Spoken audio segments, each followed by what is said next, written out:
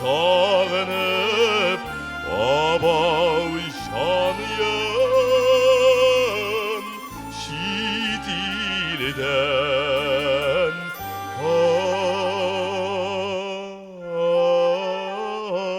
ay al yavlık zenger şel ütken ömrüm bigrek jel sanlı aşlarının jırlavın danalığından tınlap kal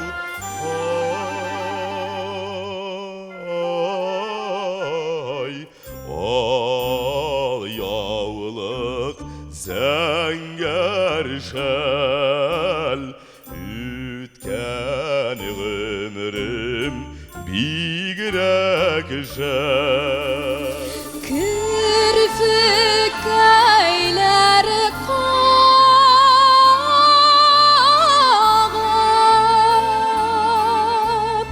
ay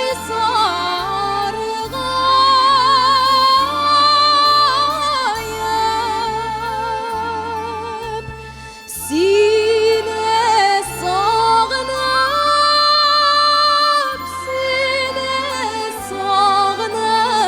abavşanıyam şidilden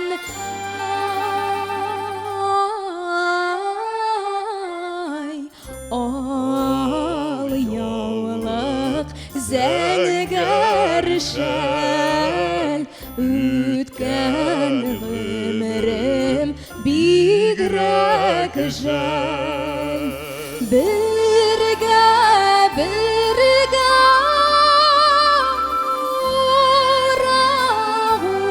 uğrap gün iterge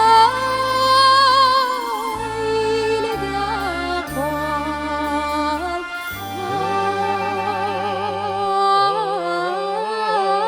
ay al yavlık zenger şel ütken ömrüm bigrek jel. Aferin, bek zor rahmet, Rüstem, Seydem. Менә шундый күтәренке рухта без инде бүген манзара тапшыруын төгәлләйбез сезнең белән Илдар Кыямов һәм Әдилә Сәфәрова булды. Төксі салқын болытлы күзгі күнлерде біраз ғына болса да көңілләріңізге жылылық ирештіре алған біз екен, демек біз өз мақсатымызға ирешкенбіз деген сөз. Исән сау болайық, исәнлікте көрішік.